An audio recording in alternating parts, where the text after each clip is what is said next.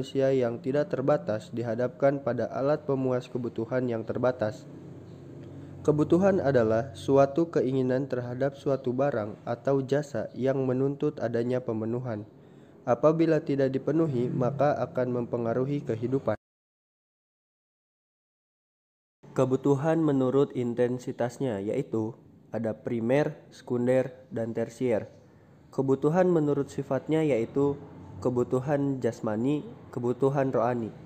Kebutuhan menurut waktu pemenuhan yaitu kebutuhan sekarang dan kebutuhan yang akan datang. Kebutuhan menurut subjeknya yaitu kebutuhan individu dan kebutuhan kelompok. Kebutuhan primer atau kebutuhan pokok adalah kebutuhan yang harus dipenuhi karena bila tidak dipenuhi akan mempengaruhi kelangsungan hidup. Contoh, kebutuhan makanan. Yang kedua, ada kebutuhan sekunder atau tambahan, yaitu kebutuhan yang dipenuhi setelah kebutuhan primer terpenuhi. Misal, kebutuhan perabot rumah tangga. Yang terakhir ada kebutuhan tersier. Kebutuhan tersier adalah kebutuhan yang pemenuhannya dapat ditunda. Kebutuhan tersier dipenuhi setelah kebutuhan sekunder terpenuhi. Misal kebutuhan akan barang mewah seperti perhiasan, mobil, rumah mewah, dan lain sebagainya. Agar seluruh kebutuhan kita dapat terpenuhi secara adil atau sesuai urutan kebutuhan, maka kita harus menyusun skala prioritas. Kebutuhan seseorang sangat dipengaruhi oleh status sosial, jenis kelamin, tingkat pendidikan, dan lingkungan tempat tinggal.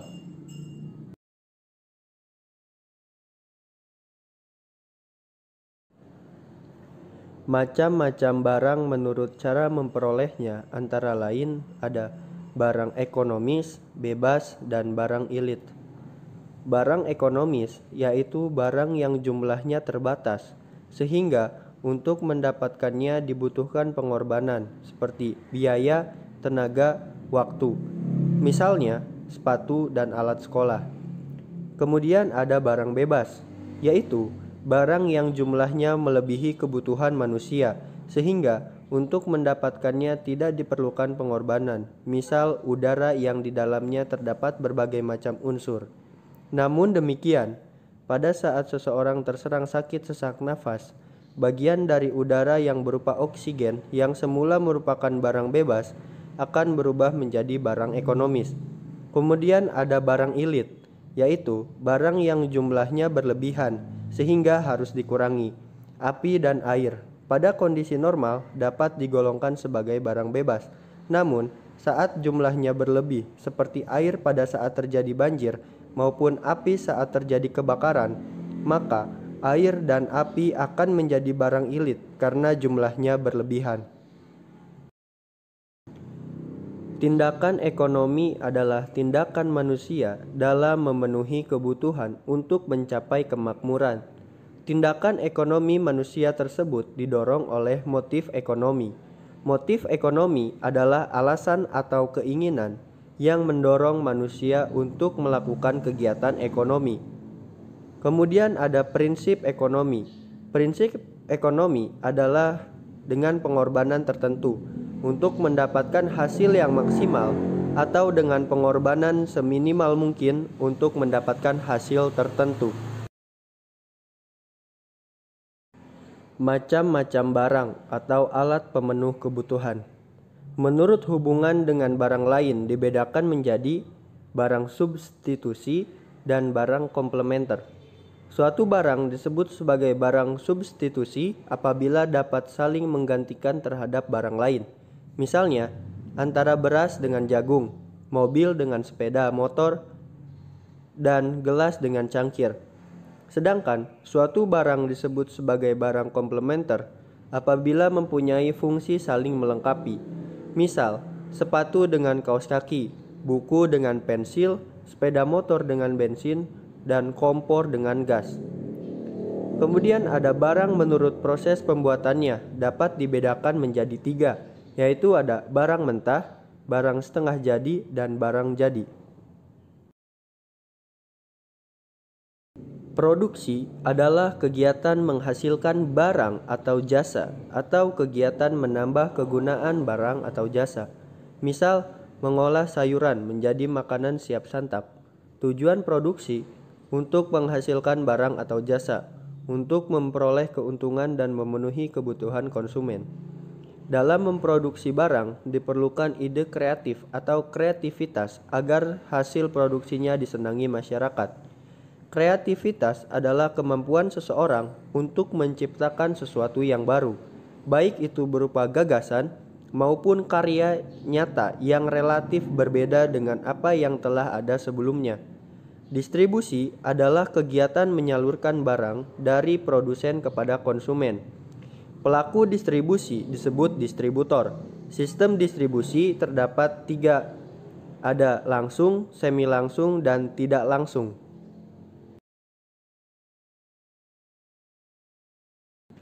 Konsumsi adalah kegiatan memakai, menggunakan, atau menghabiskan kegunaan barang atau jasa, baik secara berangsur-angsur atau sekaligus habis. Tujuan orang melakukan kegiatan konsumsi adalah untuk memenuhi kebutuhan. Konsumsi menurut tujuan dibedakan menjadi 2, yaitu konsumsi produktif dan konsumsi akhir. Permintaan adalah jumlah barang yang ingin dibeli oleh masyarakat dengan berbagai tingkat harga tertentu. Kemudian yang terakhir ada penawaran. Penawaran adalah kesediaan penjual untuk menjual berbagai barang pada berbagai tingkat harga dalam waktu tertentu.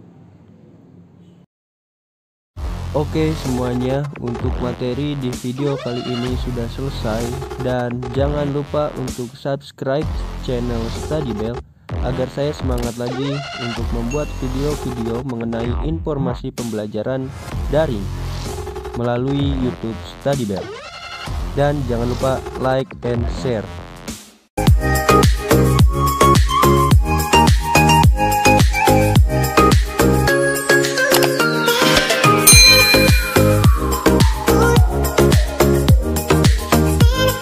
Pernahkah kalian mendengar istilah primer, sekunder, dan juga tersier? Nah, ternyata primer, sekunder, tersier itu merupakan salah satu jenis kebutuhan manusia berdasarkan intensitasnya. Mau tahu lebih lanjut, apa sih sebetulnya kebutuhan menurut intensitasnya itu? Pelajari di video berikut.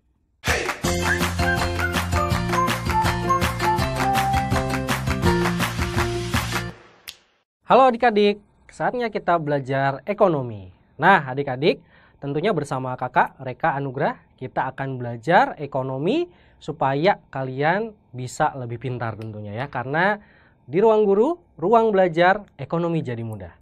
Oke adik-adik, di materi yang pertama ini kita akan bahas mengenai kebutuhan dan juga kelangkaan nih adik-adik ya. Jadi kakak akan sampaikan apa sih konsep kelangkaan itu ya. Jadi seperti apa ya. Kemudian ada berbagai jenis kebutuhan yang kemudian nanti akan kakak bahas ya. Nah tentunya barangkali ada sebagian yang udah tahu gitu kan kebutuhan itu apa. Atau jenis-jenis kebutuhan itu apa. Oke. Nah, kita mulai dulu dari konsep kelangkaan. Kakak akan mulai dari sebetulnya ilmu ekonomi itu adalah ilmu yang mempelajari manusia subjeknya tentunya. Tapi dilihat dari sudut pandang kebutuhan manusianya.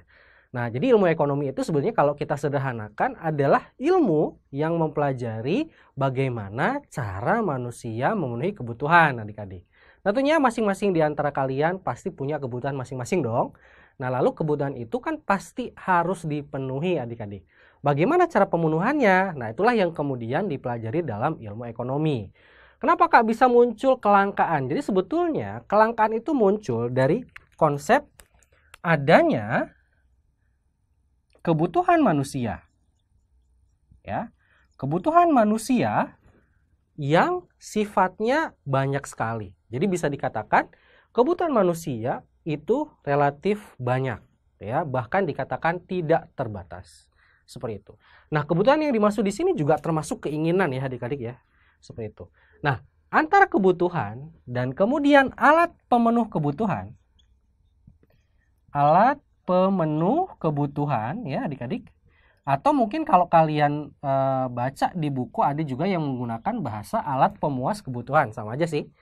Jadi kalau ada kebutuhan maka harus ada alat pemenuh kebutuhan atau alat pemuas kebutuhan. Nah ternyata ilmu ekonomi mengakui bahwa kebutuhan dan juga termasuk keinginan manusia itu jumlahnya adalah sangat banyak, bisa dikatakan tidak terbatas.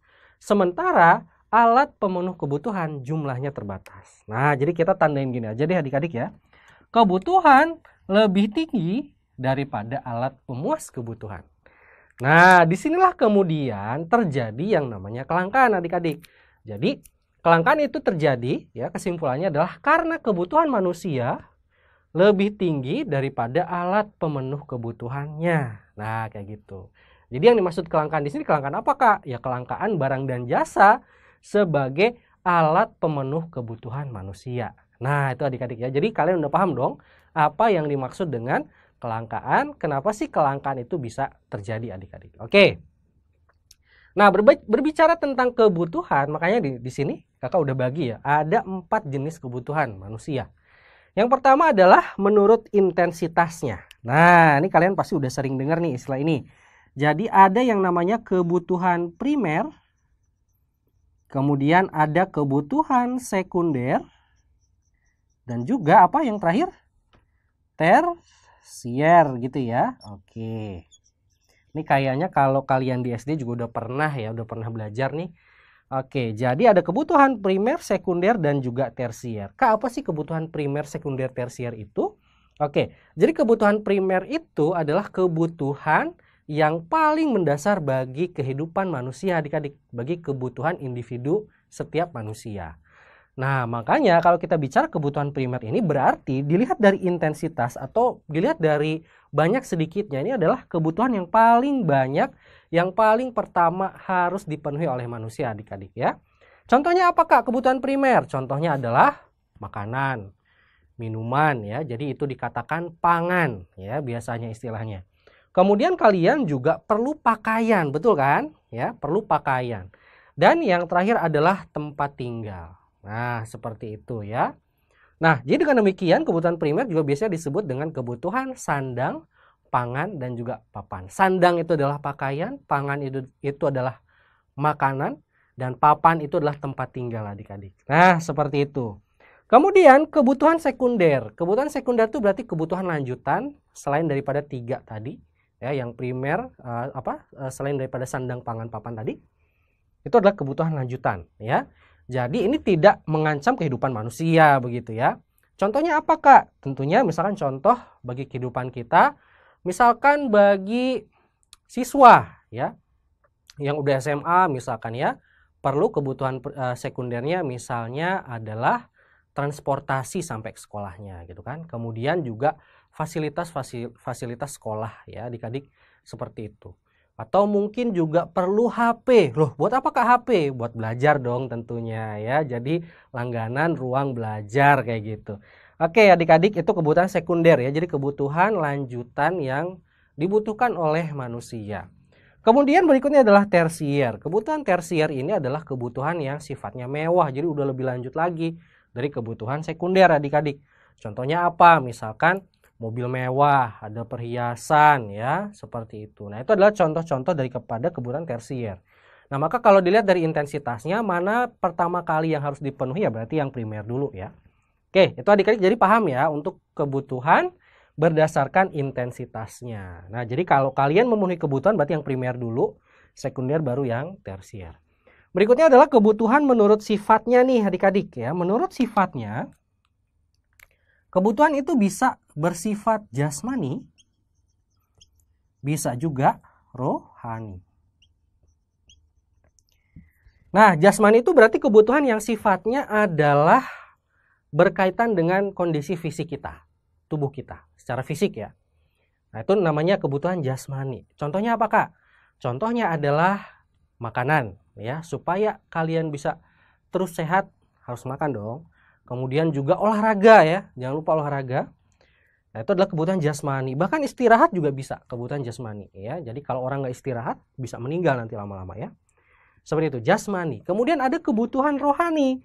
Nah, kebutuhan rohani ini adalah kebutuhan yang sifatnya bukan fisik, tapi dia adalah kebutuhan jiwa. Nah, kayak gitu adik-adik ya.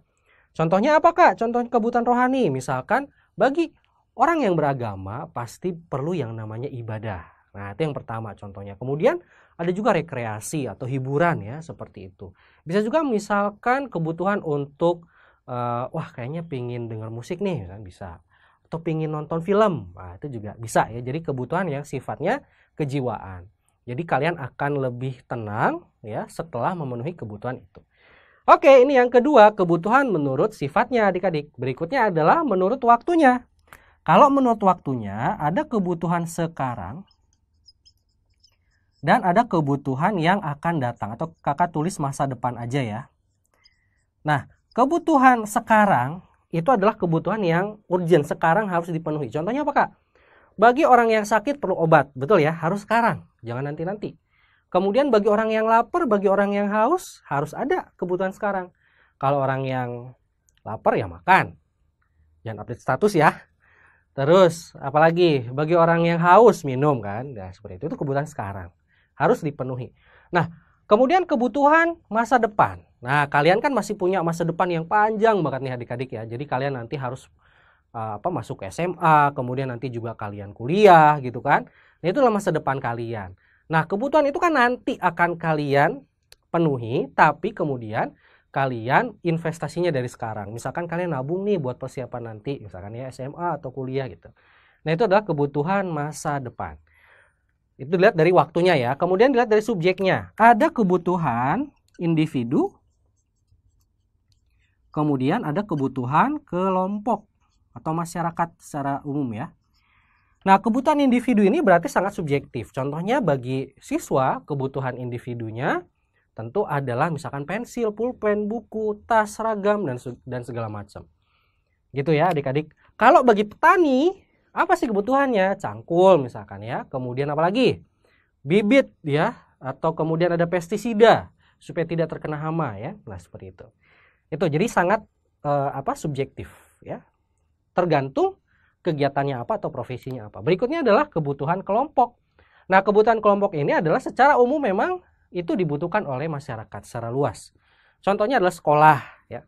Kemudian apalagi rumah sakit, jalan raya. Nah itu adalah kebutuhan kelompok karena semua orang membutuhkan itu. Nah kayak gitu adik-adik. Oke, ini kita sudah bahas kelangkaan dan juga kebutuhan. Lalu apa sih sebetulnya faktor-faktor yang mempengaruhi kebutuhan daripada manusia? Ada banyak nih adik-adik. Yang pertama adalah jenis kelamin. Laki-laki dan perempuan pasti akan berbeda kebutuhannya. Kalau perempuan mungkin ada kebutuhan buat, wah harus dandan nih. Misalkan kalau cowok kayaknya nggak terlalu gitu ya. Seperti itu. Kemudian dari pakaian juga kan akan berbeda antara laki-laki dan perempuan.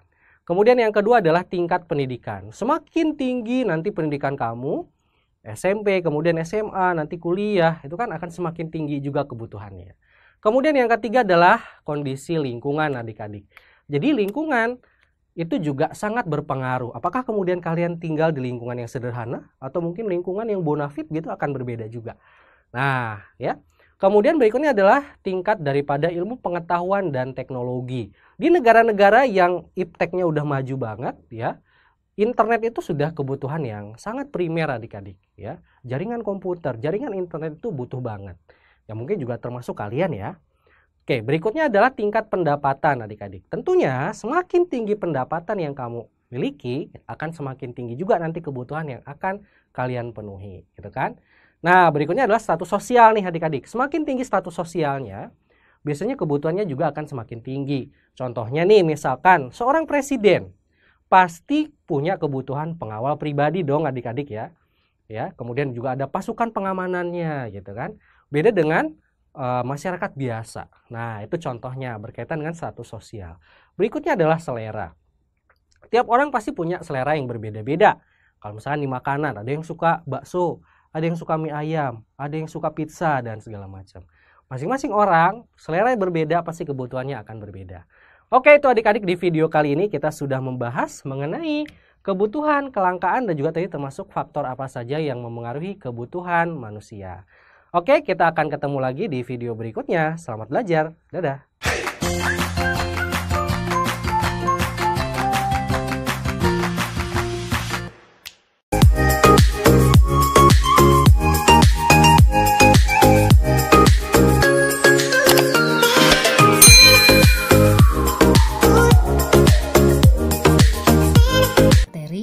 Alat pemenuhan kebutuhan. Alat pemenuhan kebutuhan manusia banyak sekali macamnya. Ada yang berupa barang dan jasa, ada yang berwujud, dan ada yang tidak berwujud. Mari anak-anak kita bahas macam-macam alat pemenuhan kebutuhan. Alat pemenuhan kebutuhan menurut kelangkaannya atau cara memperolehnya terbagi menjadi dua. Yang pertama, barang ekonomis, dan yang kedua, barang bebas. Barang ekonomis adalah semua barang yang keberadaannya terbatas sehingga untuk memperolehnya perlu pengorbanan baik material maupun fisik. Contoh barang ekonomis misalnya sepatu atau pakaian. Sementara barang bebas adalah barang yang jumlahnya banyak sehingga untuk memperolehnya tidak memerlukan pengorbanan. Contohnya sinar matahari, udara, atau air. Alat pemenuhan kebutuhan menurut hubungannya dengan barang lain dibagi menjadi barang substitusi dan barang komplementer. Barang substitusi adalah barang yang dalam penggunaannya dapat saling menggantikan dengan barang lain dengan syarat barang tersebut memiliki kegunaan yang sama. Contohnya, nasi bisa diganti fungsinya dengan singkong, atau gula merah bisa diganti dengan gula putih. Sementara barang komplementer adalah barang yang penggunaannya dapat saling melengkapi satu sama lain. Contohnya, motor tidak akan jalan kalau tidak ada bensin, atau kompor tidak akan menyala kalau tidak ada gas. Selanjutnya, alat pemenuhan kebutuhan menurut tujuan penggunaannya terbagi menjadi barang produksi dan barang konsumsi. Barang produksi disebut juga barang modal karena barang ini tidak dapat langsung memenuhi kebutuhan manusia, tetapi melalui proses dahulu baru dapat digunakan. Contoh barang modal antara lain lahan, mesin, dan gedung. Sementara barang konsumsi adalah barang-barang yang dapat digunakan secara langsung untuk memenuhi kebutuhan manusia. Contoh barang konsumsi antara lain buku dan alat tulis yang kalian butuhkan untuk belajar. Dan yang terakhir, alat pemenuhan kebutuhan menurut proses pembuatannya terbagi menjadi tiga. Pertama, barang mentah, yang kedua, barang setengah jadi, dan yang ketiga, barang jadi. Barang mentah adalah barang yang belum dapat digunakan untuk memenuhi kebutuhan, tetapi harus melalui proses produksi terlebih dahulu. Contoh barang mentah antara lain padi atau kayu. Barang setengah jadi yaitu barang atau alat pemenuhan kebutuhan yang masih dalam proses produksi. Contohnya benang sebelum dibuat menjadi kain dan tepung sebelum dibuat kue. Sementara barang jadi adalah barang yang dapat langsung digunakan untuk memenuhi kebutuhan. Contohnya nasi, pakaian, atau kue. Nah anak-anak, ternyata alat pemenuhan kebutuhan manusia itu bermacam-macam ya. Semoga dengan pembahasan materi ini kalian dapat lebih memahaminya. Nah anak-anak, sampai di sini dulu pembahasan materi kita kali ini. Insya Allah kita bertemu lagi pada pertemuan selanjutnya. Wassalamualaikum warahmatullahi wabarakatuh.